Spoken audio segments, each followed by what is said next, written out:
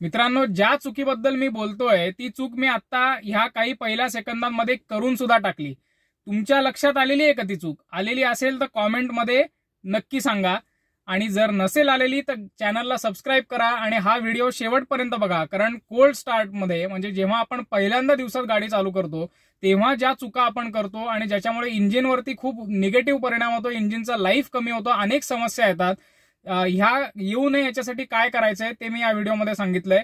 Petrol, diesel आणि CNG तिन्ही प्रकारच्या गाड्यांसाठी मी काय काळजी घ्यायची आहे सांगितलेलं आहे, आणि शेवटी व्हिडिओच्या हेही सांगितलेलं आहे की ही काळजी घेणं का महत्वाचं आहे।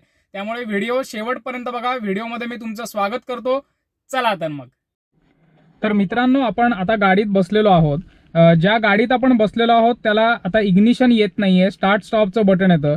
अशा बऱ्याच गाड्यांना, नवीन गाड्यांना आजकाल हीच सिस्टीम असते, किल्ली फिरवून गाडी चालू करण्याची गरज आपल्याला पडत नाही। तर अशा वेळेला, आणि शिवाय ही गाडी तुम्ही बघितलीत तर ही ऑटोमॅटिक गाडी आहे, मॅन्युअल गाडी नाहीये। तर मी पहिलं असं करणार आहे की ब्रेक दाबणार नाहीये, कारण ब्रेक दाबून जर मी हे बटन दाबलं तर गाडी एकदम चालूच होईल, इग्निशन बसेल गाडीला, तर आपल्याला ते करायचं नाहीये। तुमची नॉर्मल किल्लीवाली जर गाडी असेल तर फक्त आपल्याला बॅटरी चालू करायची आहे, आणि हे स्टार्ट स्टॉप सिस्टीममध्ये कसं करायचंय हेही आपण आज समजून घेऊ। तर ह्याच्यामध्ये फक्त असं करायचंय की हे बटन दाबायचे, ब्रेक दाबायचा नाहीये। तुम्ही इथे जर बघितलं तर इग्निशन स्विच ऑन आणि press brake pedal to start असं तिथे आलेलं असेल। गाडीची तुम्ही बघितलीत तर म्युझिक सिस्टीम जे आहे किंवा जो आपला सेंट्रल इन्फोटेनमेंट स्क्रीन आहे तोही चालू झालेला आहे, पण अजून अद्याप मित्रांनो गाडीची बॅटरी चालू झालेली नाहीये। ती कधी होईल तर आपण परत एकदा जेव्हा हे बटन दाबू, आता तुम्ही बघितलं तर डॅशबोर्डवरचे सर्व दिवे लागलेले आहेत। आता ह्या कंडिशनमध्ये आपल्याला हे इन्शुअर करायचं आहे की आपले हेडलाइट्स चालू नाहीयेत ना, तर ते आपण बघू। हे आता ऑफ पोझिशनला आहे। दुसरी गोष्ट, आपल्याला एसी सुद्धा बघायचा आहे, एसी सुद्धा चालू नाहीये ना, कारण गाडी इग्निशन मारताना आपल्याला एसी आणि हेडलाइट हे दोन्ही ऑफ करणं गरजेचं आहे। प्रेफरेबली तुम्ही तुमची म्युझिक सिस्टीम जी असते ती सुद्धा ऑफ केली तरी चालेल, पण ते ऑप्शनल मी सोडतो तुम्हाला। आता हे सगळं इन्शुअर केल्यानंतर मित्रांनो मी आता ब्रेक दाबणार आहे। गाडी पार्क मोडमध्ये आहे, पी मोडला आहे। गाडी जर तुमची मॅन्युअल गाडी असेल तर आपल्याला न्यूट्रलमध्ये ती ठेवायची, ब्रेक दाबायचा आहे। मॅन्युअल गाडी असेल तर क्लचही दाबायचा आहे, आणि क्लच दाबून मग मी हे बटन चालू करीन। तर मित्रांनो, आता तुम्ही इंजिन आरपीएम बघा। तुम्ही बघितलं तर मित्रांनो आरपीएम आता वाढलेला आहे, कारण बेसिकली व्हिडिओच्या शेवटी आपण हे समजून घेऊ की ह्याची गरज का असते आणि कोल्ड स्टार्टमध्ये हे किती महत्वाचं आहे। पण आता तुम्ही बघितलं तर आरपीएम वाढलेला आहे, आणि आता तो हळूहळू जसं जसं इंजिन वॉर्म होईल, जसं जसं इंजिन गरम होईल तसा तसा तो आरपीएम त्याच्या नॉर्मल रेंजमध्ये येईल। आता तुम्ही बघितलं तर 1500 आरपीएमच्या वरती आहे। याचा नॉर्मल आयडलिंग आरपीएम जो असतो तो साधारण 1000च्या आसपास असतो, पण तो आता वाढलेला आहे मित्रांनो। तर सर्वप्रथम आपल्याला ही गोष्ट करायची आहे की आता हा असा जसा खालती यायला लागलेला आहे तसा खालती हा येऊन द्यायचा आहे। एकदा हा खालती आला की तुम्ही बघितलं तर तो 1000च्या खालती, म्हणजे 1च्याही खालती गेलेला आहे। म्हणजे साधारण आपण असं समजू शकतो की 800 ते 850 हा त्याचा नॉर्मल आयडलिंग आरपीएम आहे। ह्या स्टेज नंतरच आपल्याला गाडी मित्रांनो जागेवरची हलवायची आहे, तोपर्यंत आपल्याला गाडी जागेवरची हलवायची नाहीये।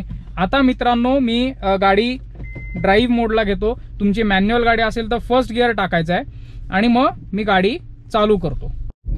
आता मित्रांनो गाडी सुरू केल्यानंतर देखील आपल्याला पहिले साधारण 3 ते 4 किलोमीटर गाडी जाईपर्यंत अतिशय सावकाश जेंटली गाडी चालवायची आहे। कुठल्याही प्रकारे आपल्याला जास्त जोरात रेस करणं गाडी, किंवा एकदम ॲक्सिलरेट करणं, एकदम ब्रेकिंग करणं वगैरे अशा गोष्टी आपल्याला एकदम अवॉइड करायच्यात, म्हणजे गाडीच्या इंजिनवरती ताण पडणार नाही।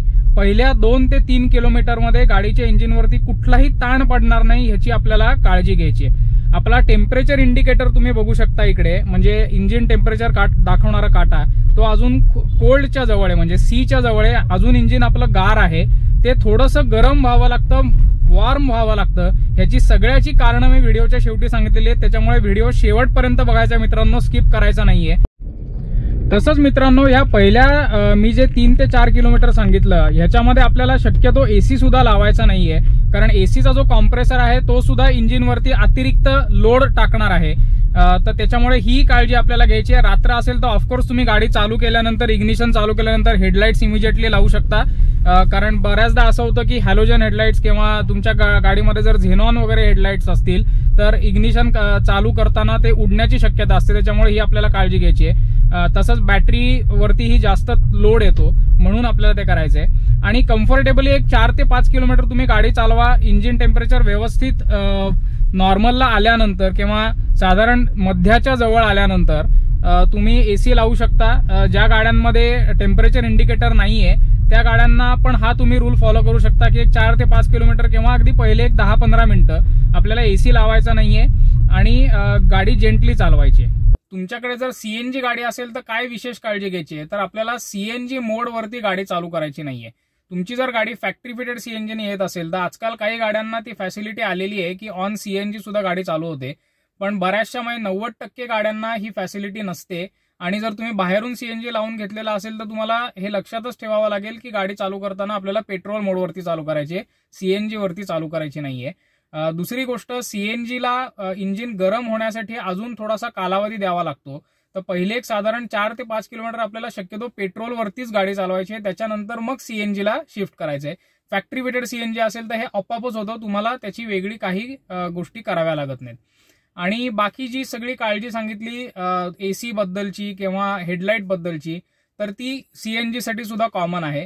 आणि सेम जे आपण पेट्रोल गाडीमध्ये करणार आहोत ते सुद्धा ते CNG गाडीमध्ये करायचंय. आता मित्रांनो, डिझेल गाडी जर तुमच्याकडे असेल तर तेव्हा मात्र तुम्हाला थोडीशी विशेष काळजी घ्यावी लागेल. कारण एक गोष्ट आपल्याला समजून घेणं आवश्यक आहे की डिझेल हे स्लो बर्निंग फ्युएल आहे. जसं पेट्रोल गाडीमध्ये आपण केलेलं होतं फ्युएल पंपच्या बाबतीत, तसंच डिझेल गाडीमध्ये सुद्धा आपल्याला इमिजिएटली इग्निशन द्यायचं नाहीये गाडीचं. आपल्याला आधी बॅटरी चालू करायचे, सगळे दिवे थोडा वेळ चालू ठेवायचे, जे वॉर्निंग लाईट्स असतात ते. हे तुम्ही साधारण एक जास्तीत जास्त 15 ते 20 सेकंद तुम्ही हे करू शकता आणि त्याच्यानंतर मगच गाडी आपल्याला चालू करायची. आता डिझेल गाडी तुमची एकदा चालू झाल्यानंतर मित्रांनो, डिझेल मी तुम्हाला ऑलरेडी सांगितलं की स्लो बर्निंग फ्युएल आहे, त्याला गरम होण्यासाठी वेळ लागतो. आणि म्हणूनच मित्रांनो, डिझेल गाड्यांना आपल्याला कमीत कमी 2 ते 3 मिनिटं नुसतं आयडलिंगला गाडी ठेवायची आहे. रेज करायची नाहीये, अजिबात रेज करायची नाहीये, नुसती आयडलिंगला गाडी ठेवायची ऍटलिस्ट एक 2-3 मिनिटं. आणि मगच मित्रांनो आपल्याला गाडी चालू करायची आहे. आणि सेम गाडी चालू केल्यानंतर आपल्याला पहिले 4 ते 5 किलोमीटर जोपर्यंत आपला टेम्परेचरचा जो इंडिकेटर आहे तो मध्यावरती येत नाही, गाडी व्यवस्थित गरम होत नाही, तोपर्यंत गाडी अतिशय प्रेमाने चालवायची आहे, रिलॅक्स पद्धतीने चालवायची आहे. आता मित्रांनो, आपण व्हिडिओच्या शेवटच्या पार्टमध्ये आलेलो आहोत की हे सगळं आपल्याला का करायचंय, ह्याच्या मागचं सायन्स काय, ह्याच्या मागचं इंजिनिअरिंग काय आहे. तर मित्रांनो, आपली गाडी जेव्हा बंद असते आणि गाडीचं इंजिन जेव्हा थंड असतं, म्हणजे रात्रभर गाडी बंद आहे आणि विशेषतः थंडीच्या महिन्यांमध्ये तर ह्याची जास्ती आपल्याला काळजी घेणं आवश्यक आहे. पण तेव्हा जेव्हा अशी कंडिशन असते तेव्हा आपलं इंजिन ऑइल जे आहे किंवा आपलं कूलंट सिस्टीम जे आहे किंवा जास्त करून महत्वाचं म्हणजे इंजिन ऑइल, तर इंजिन ऑइल हे व्हिस्कस गोष्ट आहे. व्हिस्कस म्हणजे ही थोडीशी थिक गोष्ट असते आणि ती जसं जसं इंजिन ऑइलचं टेम्परेचर वाढतं तसं तसंच ती फ्लो व्हायला लागते किंवा इंजिन ऑइल व्यवस्थित इंजिनमध्ये सगळीकडे सर्क्युलेट व्हायला लागतं. आणि तो वेळ आपल्याला गाडीला देणं गरजेचं असतं. जर आपण हेस्टिली, मी जसं अगदी सुरुवातीला जशी गाडीत बसलो आणि इमिजिएटली गाडी रेस करून पुढे घेऊन घ्यायला लागलो, तर असं जर केलं तर हे इंजिन ऑइल जे आहे हे अजून घट्ट आहे, हे इंजिनमध्ये पूर्णपणे सगळीकडे फिरलेलं नाहीये. पिस्टन्सला वगैरे जसं तुम्ही ह्या अॅनिमेशनमध्ये बघताय तसं ते व्यवस्थित सगळीकडे फिरलेलं नाहीये. आणि अशा केसमध्ये काय होईल मित्रांनो की मेटल पार्ट्स असतात इंजिनमध्ये, पिस्टन, तुमचा कॅम वगैरे, या सगळ्या गोष्टी मेटलच्या आहेत. जर व्यवस्थित त्याच्यात लुब्रिकेशन नसेल तर ते एकमेकांना घर्षण करतात. घर्षण झाल्यामुळे इंजिनचा एक तर स्मूथनेस जातो, गाडीमध्ये नॉकिंग सारख्या गोष्टी तुम्हाला लक्षात येतील आणि तिकडे हळूहळू मग इनकम्प्लीट कंबशनमुळे सूट बिल्डअप होणं किंवा काही कचरा इंजिनमध्ये डेव्हलप होणं, ह्या सगळ्या गोष्टी व्हायला लागतात. लॉंग रनमध्ये ह्याच्यात पिकअप तुमचा कमी होईल, ॲव्हरेज कमी होईल आणि इंजिन तुमचं लवकर ओव्हरऑल करावं लागेल. तुमची गाडी नॉर्मली जर 1 लाख किलोमीटर चालणार असेल तर 80-85 हजारानंतरच मोठ्या समस्या तुम्हाला इंजिनवरती यायला लागतील. तसंच मित्रांनो, कूलंट सिस्टीम म्हणजे जे आपलं कूलंट आहे ते सुद्धा साधारण व्हिस्कसच असतं आणि ते सुद्धा व्यवस्थित आपल्याला फिरावं लागतं. जेव्हा टेम्परेचर इंडिकेटर मध्यावरती जातो तोपर्यंत सगळ्या कूलंट सिस्टीम मधनं कूलंट व्यवस्थित बऱ्याचदा फिरून झालेलं असतं. रेडिएटर व्यवस्थित कूलंटनी पूर्ण भरलेला असतो. ती लाईन जी सगळी आहे, पंप आहेत, वॉटर पंप वगैरे ह्या सगळ्या ज्या गोष्टी आहेत त्या ऑप्टिमम लेवलला काम करत असतात. म्हणजे थोडक्यात काय आहे तर आपल्या इंजिनला आपल्याला वंगण किंवा ल्युब्रिकेशन जे आहे ते ह्या प्रोसिजरमध्ये होत असतं आणि ह्यानी तुमच्या इंजिनचं कुठलंही नुकसान होत नाही. ही खूप छोटीशी गोष्ट आहे, सहज करण्यासारखी गोष्ट आहे आणि तुमच्या गाडीवरती जर तुमचं खरं प्रेम असेल मित्रांनो तर तुम्ही नक्की हे कराल. तिला कुठल्याही प्रकारचा त्रास होणार नाही याची काळजी घ्याल आणि 1,00,000 किलोमीटर जर गाडी तुमची चालणार असेल तर ती नक्की निश्चित 2.5-3 लाख किलोमीटर तुम्हाला कुठल्याही परिस्थितीत काही त्रास न देता तुमची सेवा करत राहील. तर मित्रांनो, हा व्हिडिओ तुम्हाला कसा वाटला हे कॉमेंट्समध्ये जरूर सांगा. याबद्दल काही तुम्हाला शंका असतील, काही अनुभव असतील तर तेही शेअर करा. व्हिडिओला एक लाईक द्या. ऑलरेडी केलेलं नसेल तर चॅनलला सबस्क्राईब करा. माझ्याशी संपर्क साधण्यासाठी या व्हॉट्सअप नंबरवरती मला मेसेज करा. Kiran Abhyankar from the right drive Marathi signing off. धन्यवाद.